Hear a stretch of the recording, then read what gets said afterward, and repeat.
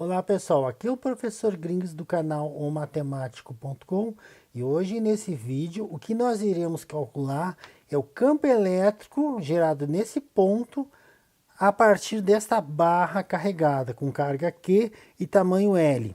Inicialmente nós iremos calcular o tamanho L finito.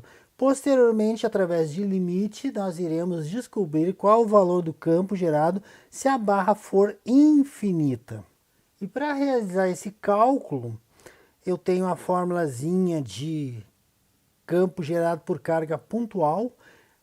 A mesma ideia vai se aplicar aqui. Eu vou pegar um pontinho apenas, um elemento de carga, uma carga infinitesimal, e ver qual é o campo, que também vai ser um campo infinitesimal, que essa carga muito pequena vai gerar aqui.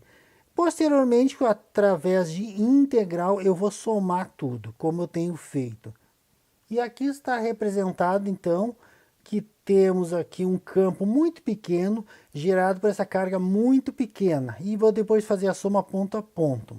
O valor de x é a distância do ponto até a barra, é fixo. Já o valor do y ele vai variando de acordo com os pontos que eu vou pegando. Claro que o r acompanha o y, também varia.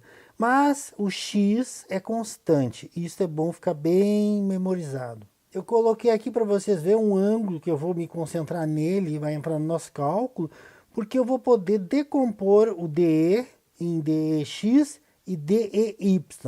E aí trabalhar com isso. Então vamos fazer a decomposição do DE para ver o que acontece. E aqui está então DEX e DEY. É claro que esse ângulo aqui e esse aqui são opostos pelo vértice. Por quê? Porque esse risco e esse risco é o mesmo aqui e aqui, só é o prolongamento. Por isso, oposto pelo vértice, eles são iguais. Agora vamos então fazer a decomposição, mas antes de fazer a decomposição em DX e DEY, eu gostaria de comentar alguma coisa que vai acontecer devido à simetria. Se eu pegar um ponto aqui em cima, vai gerar esse vetor aqui, campo elétrico. Essa outra carga pontual vai gerar esse aqui também. Só que se eu fizer a decomposição deste, vai dar esse DEY, e deste vai dar esse DEY. Como eles são sentidos contrários e mesmo valor, eles vão se anular. Se eles vão se anular, então eles não entram no cálculo. Mas o DEX, que esse gera e que esse gera, vão acabar se somando. Então, na verdade, o que vai coexistir vai ser só as componentes D e X, elas que vão existir e elas vão ser somadas. Essas aqui eu nem calculo então. Então vamos nos fixar nisso aqui. Se vocês olharem bem, existe um triângulo aqui, ó. Deixa eu tentar fazer aqui. Que isso aqui que eu estou riscando aqui, vocês estão vendo, é a mesma coisa que isso aqui. Só foi projetado. Então, na verdade, eu tenho um triângulo retângulo aqui, 90 graus, e este ângulo aqui, sendo que o DE é hipotenusa e o DEX é um dos catetos, o cateto adjacente, e o outro é o oposto, e o oposto não me interessa, porque a gente já viu que ele vai anulando, conforme vai aparecendo a simetria. E aqui está, então, o triângulo escrito de uma forma mais enxuta. DE é hipotenusa, DEY é o cateto oposto, porque está oposto. Aqui, ó, está tapando a visão. E o outro é o adjacente, porque está junto com o ângulo. Então, agora, nós vamos achar o DEX, que o DEY nem me interessa. Novamente, usando o Socator, não deixe de assistir o videozinho, digite em Gringos Socator, e vocês vão ver o vídeo. Mas eu vou fazer aqui também o cateto adjacente é o cosseno, aqui o C de cosseno, adjacente com hipotenusa. Ó. Então, cosseno é o cateto adjacente, que é esse aqui, sobre a hipotenusa, adjacente sobre hipotenusa. Passa para o outro lado e aí vai dar DX, que é esse aqui isolado, DE vezes o cosseno que passou para lá multiplicando. Então aqui está a relação que a gente chegou. Só que o DE a gente tem que lembrar de uma coisa, que usando a formulazinha da carga pontual, e como o DE é gerado por uma carga pontual, foi visto lá em cima, a carga que aparece aqui é DQ, carguinha muito pequena, vai gerar o DE, e esse DE é escrito em função da carga DQ, então ficará, e aí está então, o DE é isso. Esse DE pode ser colocado aqui, E aí está como ficou então, após colocar aqui nesse lugar. Só que o cosseno de θ e o R também pode ser substituído por outra coisa. Porque aqui nós temos cosseno de θ, θ é um ângulo que varia, e tem o dq também que varia. E tem o R também que varia. Então nós temos três variáveis aqui, nós temos que tentar reduzir a uma só, fazendo com que todas fiquem em função de uma mesma coisa. E agora vamos substituir a variável ângulo, que é o cosseno. Segundo a nossa palavrinha, o cosseno é o adjacente sobre a hipotenusa. O adjacente é esse aqui, que é o cateto adjacente. Esse é o oposto que não me interessa. Então, o adjacente sobre a hipotenusa R. E aí está, então, o que eu acabei de dizer. Só que eu estou notando que tem R aqui. Um problema apareceu. Porque eu tenho que R ao quadrado é y ao quadrado por Pitágoras. Eu vou precisar também do R. Então, eu vou fazer o seguinte. Eu não vou substituir o R ao quadrado por isso aqui e nem esse R. Eu vou deixar com R por enquanto. Eu vou substituir posteriormente. Então, substituindo x sobre R no lugar do cosseno e deixando no momento esse R e este R. E aí está como ficou então. Copiei este como está, não fiz nada. E esse eu só substituí. R vezes R, R ao cubo. E ficamos assim então, tá? Agora sim, eu vou trocar esse R ao cubo pelo que eu achei lá em função do y e do x. E aí está. No fim eu tive que isolar o R ao quadrado, botar R apenas, porque aqui estava elevado ao cubo e eu tive que colocar raiz, exatamente o R, e o cubo eu botei aqui para ficar mais fácil. Agora aquela historinha de quem está na sombra passa para o sol e quem está no sol passa para a sombra, eu poderia usar aqui. Então, aqui é 1 e aqui é 2. Como é que fica então? Ok, ficou assim então, mais simples. O problema ainda é que x aqui é constante, o y é variável, ele varia. Só que tem o dq, a carga também varia. Então nós temos duas variáveis. Eu tenho que fazer esse dq ficar em função, talvez, do y, para a gente poder fazer o cálculo. Principalmente porque o y é uma variável que eu conheço as suas limitações. Quando eu fizer a integral, eu vou precisar conhecer limites. E o y, de certa forma, eu conheço. Para vocês entenderem o que eu estou dizendo, aqui está o L, é o tamanho da nossa barra. Posteriormente, ela será infinita. Mas eu poderia dividir aqui, ó, botar o zero aqui, nesse lugar, L sobre 2 e do zero a menos L sobre 2. Então eu vou calcular do zero até o L sobre 2, que daí eu estarei calculando só a metade, e depois eu multiplico por 2. Aí está o que eu estou dizendo, 0 até L sobre 2 e de 0 até menos L sobre 2. Só que eu vou calcular só do zero até aqui, que é a metade. Depois eu multiplico por 2 para ter o total. Bom, agora, discutindo com vocês, eu tenho o y, que é uma variável, e o q também é uma variável. E eu vou ter que escrever esse q em função, então, da dimensão física, uma vez que é ela que vai variar e eu vou integrar em função dela. Então, vamos ver como é que eu posso fazer isso aqui. Então, aqui estamos. Eu tenho aqui uma carga distribuída uniformemente ao longo dessa barra. Então, nós temos uma densidade linear que pode ser achada fazendo a carga dividido por L. Perfeito. Mas eu também poderia pegar uma carga muito pequena em cima de um dy. O dy quer dizer um pedacinho pequeno proporcional. Seria igualmente, né, o mesmo valor dq, pedacinho de carga, sobre um pedacinho linear. Então, nós teríamos que achar o mesmo valor. Portanto, a densidade nesse caso é constante, uma vez que a carga está uniformemente distribuída. E aí eu passo para o outro lado, dq é lambda vezes dy. Pronto. Eu escrevi agora a carga em função do y como eu queria. Então, retornando para o nosso exercício, o dq já está em função do y desta vez, e aí ficará tudo y a variável, a única variável. E aí está como ficou então, o dq some e fica lambda dy no lugar do dq. Agora vamos integrar ambos os lados. Nós podemos cortar essa integral com a derivada e ficará o EX já. E o outro lado eu vou ter que resolver. Então aí está como ficou. Já coloquei as limitações, menos L sobre 2 até mais L sobre 2. Por que que eu coloquei isso? Aqui está a explicação. Uma vez que é L o tamanho, né? 0 é o meio. Aí eu fiz em menos L sobre 2 até L sobre 2. Só que eu posso pegar de 0 até L sobre 2, fazer a metade e multiplicar por 2. Vai dar a mesma coisa e eu vou estar com uma vantagem de estar trabalhando com um dos limites sendo 0. E aí está então como é que ficou. Eu tirei negativo e coloquei 0 e multipliquei por 2 por razões que eu já expliquei antes. Então o K, o X e lambda são constantes. Posso passar essas constantes para fora para facilitar o meu trabalho. Ok, aí está como ficamos, passando para fora. E eu voltei a colocar em forma de raiz, colocando quem está na sombra passa para o sol e quem está no sol passa para a sombra. Coloquei desse jeito para vocês identificarem que isso aqui é um caso de substituição trigonométrica, bem complicadinho. Se vocês quiserem reforçar lá no YouTube, digitem Grings, substituição trigonométrica. Ótimos vídeos em relação a esse assunto, modéstia à parte. Mas, como a gente está com isso na nossa frente, temos que resolver aqui mesmo e agora. Então, esse caso aqui que vocês têm, que caso é este? Aqui está, então, o caso da substituição trigonométrica.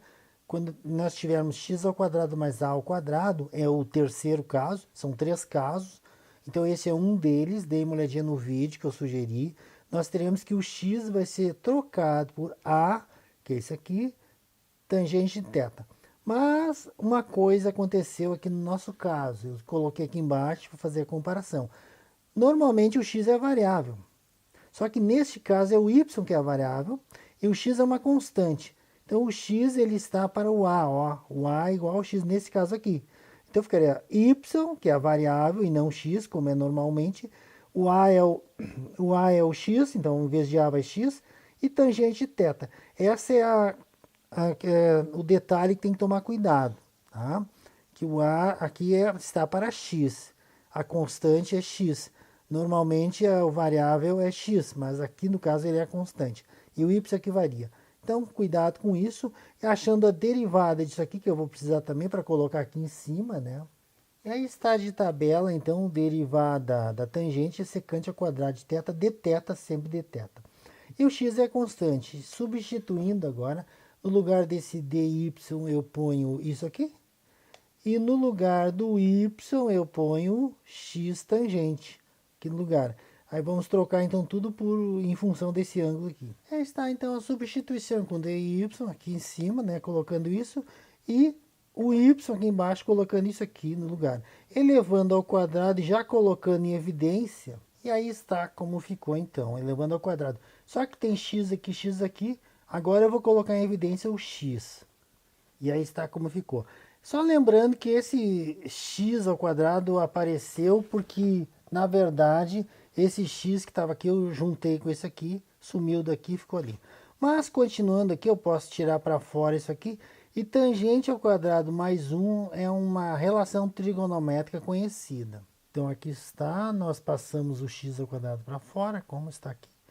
E 1 mais tangente ao quadrado, como está aqui, tem uma relação secante ao quadrado. Perfeito. Colocamos no lugar disso secante ao quadrado. Posso cortar x, o 2 com esse 2. E depois a secante vai ser elevada ao cubo. E ficamos assim. Esse x ao cubo pode vir para fora para cortar com esse x ao quadrado. E essa secante ao cubo, porque na verdade ela foi elevada ao cubo depois de cortar, porque estava elevado ao cubo. Pode ser simplificado com essa secante ao quadrado. Vai ficar apenas secante embaixo, e aqui embaixo vai ficar apenas x, uma vez que esse x elevado ao cubo vai simplificar com esse x elevado ao quadrado. Aí está já fazendo o que eu acabei de dizer. Então, secante ficou embaixo. Só que existe uma relação trigonométrica entre secante e cosseno. Esta é a relação.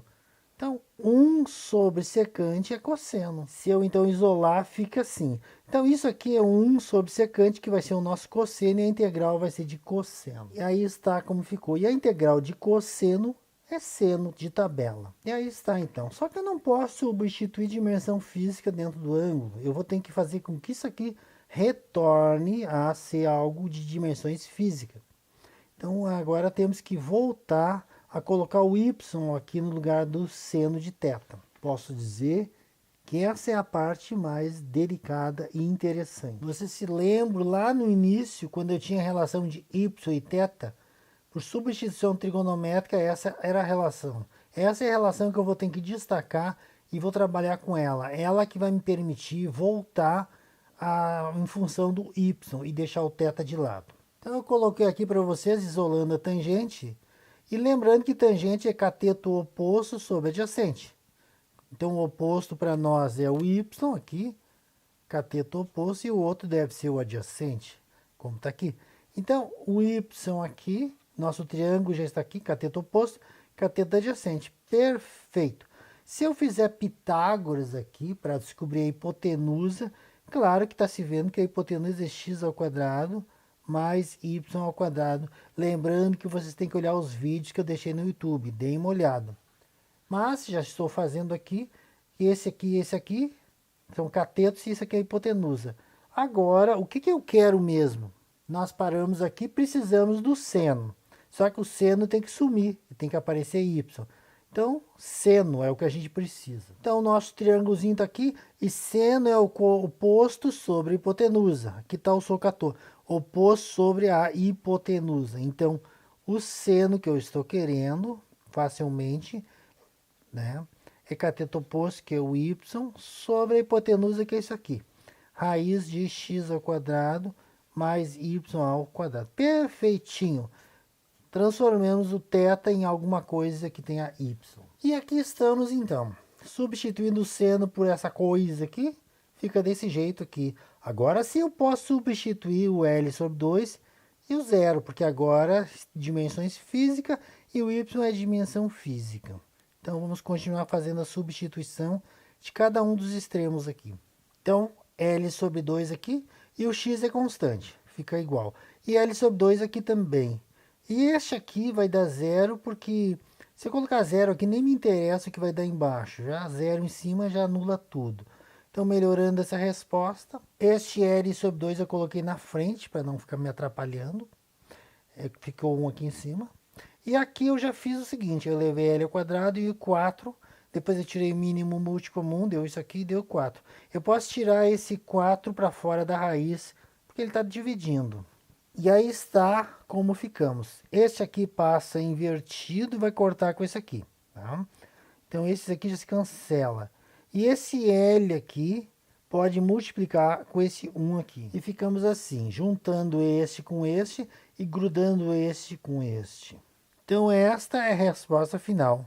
O campo gerado por uma barra carregada a uma distância x. Agora vamos dar uma olhadinha como é que eu calcularia uma barra infinita. Então, o campo gerado por uma barra infinita. Nós tínhamos calculado com uma barra de tamanho L. Tá? Agora, se a barra continuar para cima e continuar para baixo, essa barra ela é infinita, não vai ter fim. E aí o L, né, vai tender ao infinito. Porque o tamanho da barra, o L, tende a infinito. Vamos ver, então, aplicando isso em forma de limite naquilo que a gente achou, qual vai ser o valor do campo gerado se a barra for infinita. Deixa eu explicar o que eu acabei de fazer aqui. Nós tínhamos chegado a essa relação, essa fórmula. Estou aplicando limite quando L tende a infinito. Bom, se o L tende a infinito aqui, eu estou vendo que isso aqui é constante e isso é infinito. Então, este 4x ao quadrado, ele some, porque ele é muito pequeno perante o L. Vai ficar sozinho o L que vai cortar com a raiz. E ficamos assim. Só que tem um L em cima e um L embaixo. Eu posso cortar esse L com esse L. E aí vai sobrar 2k lambda sobre x, para uma barra infinita. E após fazer o corte, ficamos assim. Lembrando que o k também pode ser substituído por 1 sobre 4π epsilon zero, porque é vácuo. E aí, fazendo isso, né, fica 2 lambda em cima. E o k vira isso aqui. Isso aqui. Dá para cortar o 2 com o 4. Lambda sobre 2π epsilon zero x, que x é uma constante, Isso quando a barra tiver dimensão infinita, comprimento infinito. E quando for finito, aí ficamos com essa relação aqui. Ok, pessoal, então assim eu encerro esse vídeo, lembrando que toda semana novas videoaulas estão sendo postadas, portanto inscreva-se no canal para ficar bem informado. Não se esqueça de acionar o sininho. Se gostou do vídeo, clique no positivo, divulgue nas redes sociais, comunique com seu professor. A gente se encontra no próximo vídeo.